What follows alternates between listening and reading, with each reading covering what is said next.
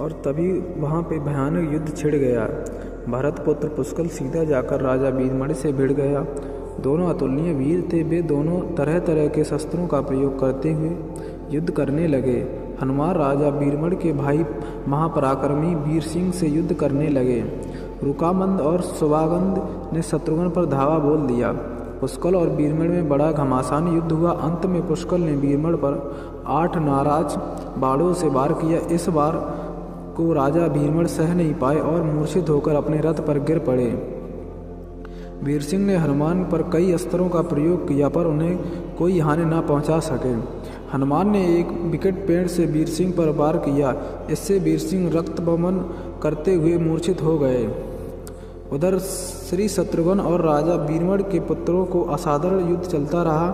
अंत में कोई चारा न देखा तो देखकर शत्रुघ्न ने दोनों भाइयों को नागपाश में बांध लिया। अपनी विजय देखकर शत्रुघ्न की सेना सभी वीर सिंहनाद करने लगे। उधर राजा वीरमणि की मूर्छा दूर हुई तो उन्होंने देखा कि उनकी सेना हार के कगार पर है। यह देखकर उन्होंने भगवान रुद्र का स्मरण किया। महादेव ने अपने भक्त को मुसीबत में जानकर वीरभद्र के नेतृत्व में नंदी भृंगी सहित सारे गढ़ों को युद्ध क्षेत्र में भेज दिया।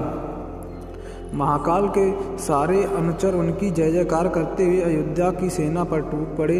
शत्रुघ्न हनुमान और सारे लोगों को लगा कि जैसे प्रलय आ गया। जब उन्होंने भयानक मुख वाले रुद्र अवतार वीरभद्र नंदी भृंगी सहित महादेव की सेना देखी तो सारे सैनिक भय से कांप उठे।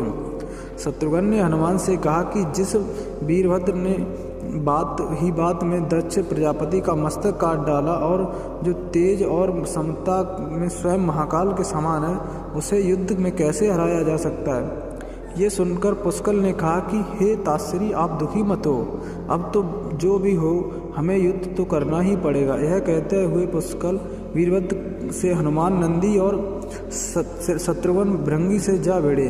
पुष्कल ने अपने सारे दिव्यास्त्रों का प्रयोग कर वीरभद्र पर किया, लेकिन वीरभद्र की बात में उसे काट दिया। उन्होंने पुष्कल से कहा कि बालक, अभी तुम्हारी आयु मृत्यु को प्राप्त होने की नहीं है, इसलिए युद्ध क्षेत्र से हट जाओ। उसी समय पुष्कल ने वीरभद्र पर सख्त से प्रहार किया, जो सीधे उनके मरण स्थान पर जाकर लगा। इसके बाद वीरभद्र ने क्रोध से धर्राते हुए एक त्रिशूल से पुष्कल का मस्तक काट लिया और भयानक सिंहनाद किया। उधर भृंगी आदि गणों ने शत्रुघ्न पर भयानक आक्रमण कर दिया।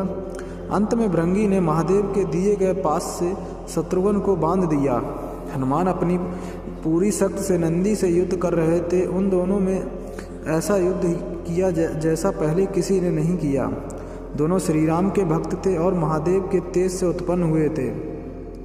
काफ़ी देर लड़ने के बाद कोई और उपाय न देखकर नंदी ने शिवास्त्र का प्रयोग कर हनुमान को पराभूत कर दिया।